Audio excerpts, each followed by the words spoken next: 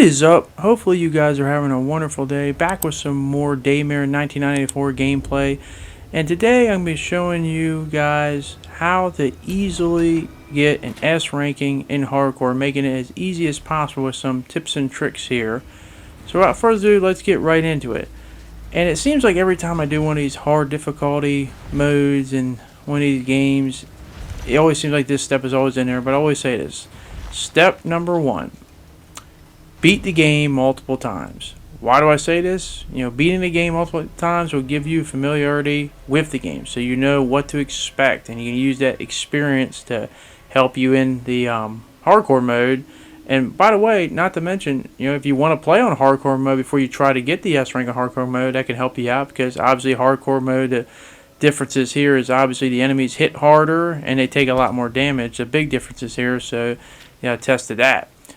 The next thing you want to understand, step number 2, is understand the rules of Daymare 1994 in terms of getting an S rank on hardcore mode. So basically, you have to beat the game in under 4 hours.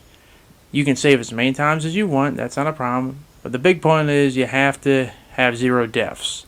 Now the 4 hours isn't a problem for the most part. I mean, I got it pretty easy in terms of the time.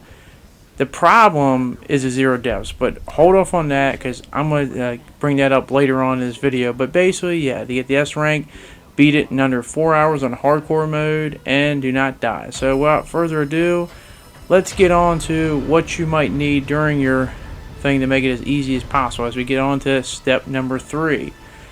And that is, you want to have the SMG and the frost grip unlocked with the infinite ammo.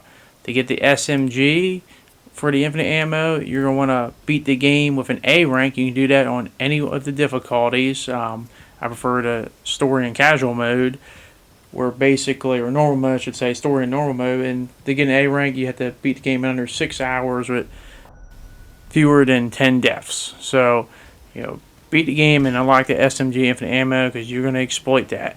The other thing is the frost grip. Now that is a little bit harder because you have to beat the game. You can do it on the normal or story modes with 0 deaths there. And as I said, hold that thought about the 0 deaths because I'm going to let you know a little secret to help you out there, but because you use that same strategy to get that. But basically, get those 2 items. Once you have those 2 items, exploit the holy hell out of them. That's an SMG. You don't have to worry about ammunition. But exploit the hell out of them. Like with the frost grip, you have infinite ammo frost grip. Don't worry about over-exploiting it. Exploit the hell out of it. The enemy is going to throw everything at you, so you exploit the hell out of that frost shot. You keep frost shotting them to death, and you keep shooting the hell out of them. And as I said, it's a great feeling not to worry about always having to have the frost grip constantly being replenished. Because the cool thing about it is now that you don't need a frost grip ammunition, that's one less thing you have to worry about in your inventory, and the SMG ammunition you don't have to worry about, so you can hold a lot more med kits than you normally have. But as I say, exploit the hell of that frost grip shot, as well as exploit the frost mine. As I said, if you know how enemies are going to spawn or when they're going to really come at you, put down some frost mines just to prepare yourself. As I said, you got infinite frost grip you can use, so use it to your advantage. And I think that's what really makes this hardcore mode really easy as well. And another thing you can do to help you out, and it's not mandatory, but it definitely is, especially if you got the infinite ammo SMG, and you can do it with the shotgun as well, find parts. But obviously, and you can go to every single locker to unlock it, or try to find every attachment or collectible if you want, but I just kind of try to focus on the ones that really matter. For instance, like getting the extra more ammunition in a clip for the SMG. That obviously having 45 is a lot more beneficial than having 30, because the enemies do take a lot more damage in hardcore mode. But as I said, time is really not a factor in this thing as long as you know what you're doing. You've played the game a few times, which I assume you have at this point, trying to unlock an S rank in hardcore. But 4 hours is very, very lenient. It's not a problem, so don't feel like you're really at that point where you're like, oh, I'm going to run out of time if I go do this extra stuff. You don't have to, but you can do them all and still have plenty of time. So as I said, I prefer to get the high magazine capacity clip as well as the recoil for the SMG. The next step, and you probably do this just naturally, but just in case you don't know, skip all the cutscenes. The cutscenes add to your time, so in case you're kind of close, skip all the cutscenes. Pretty short and simple. But now let's get into the most important thing of this whole hardcore run in order to get the S rank. The 0 deaths thing. Now, pretty much, to get the frost grip, the infinite ammo frost grip, you have to beat the game. You do it on any of the difficulties. Beat the game without dying once. But there's this one enemy in this thing, and it's this guy right here. I know he's called the Sparker. I call him the Breeder. He's also a pain in the ass, you can call him, but he can one-shot kill you. Now, that normally wouldn't be a problem because you might be thinking, hey, if he grabs a hold of you, you're dead. Oh, I can just go back to my latest save point. It doesn't work that way. As soon as he grabs you, it's already registered to death. So you can't let him grab you. But there is a way to get around this whole thing so you don't have to go through what I did in one playthrough by thinking just by, exiting out and then loading up my earlier save to discount that, because it doesn't work that way. So basically how it works is if you do get a death, that death goes to your latest save.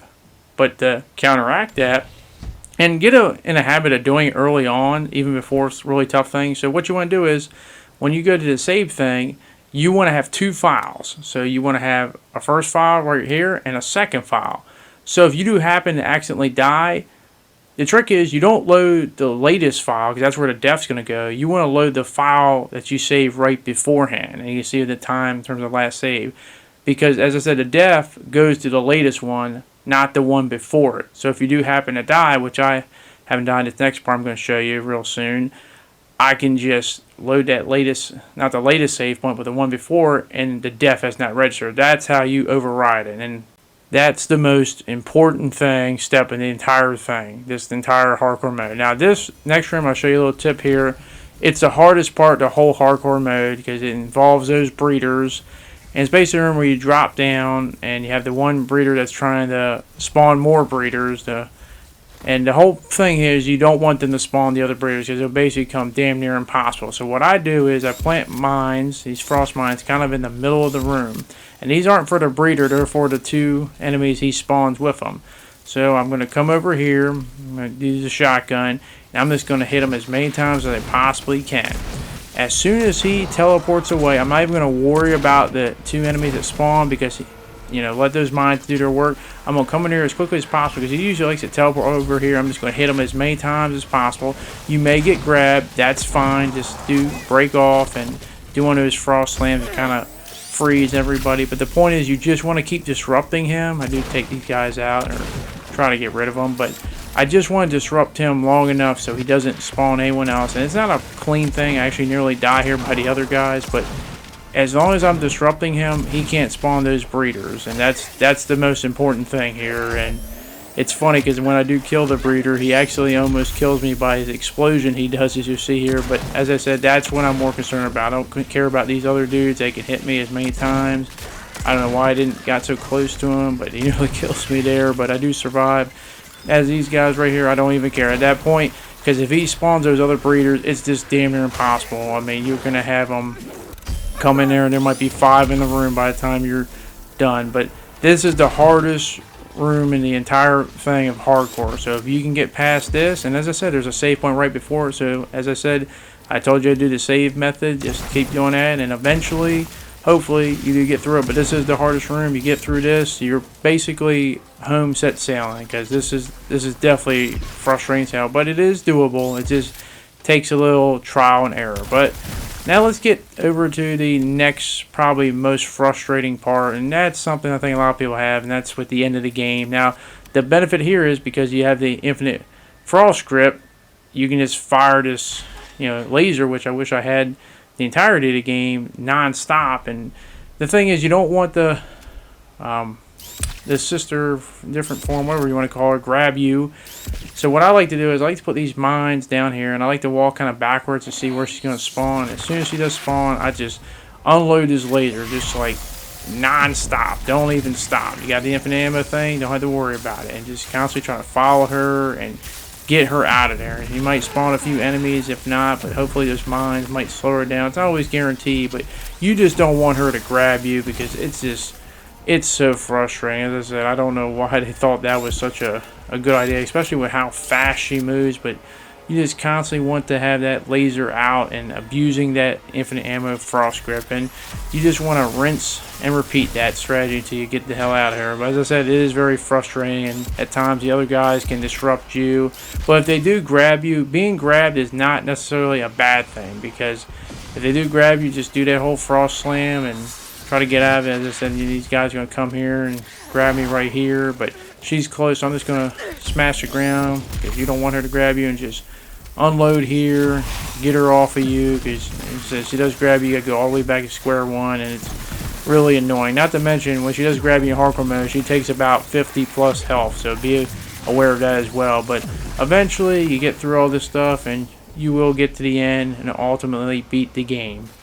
And hopefully, if you did follow these steps, it made it as easy as it could possibly be. Obviously, with the infinite ammo, SMG, and the frost grip, and the whole save method, it definitely makes getting this a lot more manageable and easy. But as I said, when I did it, I got it about 2.5 hours, plenty of time, 0 deaths. But as I said, it's just the death thing that's the hardest thing. But once you know that little save thing, it can definitely keep you out of a jam. And that one room is the hardest room. But as I said, trial and error, and eventually you will get it. But those are my tips and tricks on how to make getting an S rank on hardcore mode on Daymare 1994 as easy as it possibly be. Hopefully this, guys, helps you out, and hopefully you guys can get this S rank as well. But that is going to be it. Hopefully you guys did enjoy this video, and hopefully I can see you guys back on the next one. Thank you very much for watching. Hope you guys enjoy the rest of your day, and I hope to see you all later. Peace.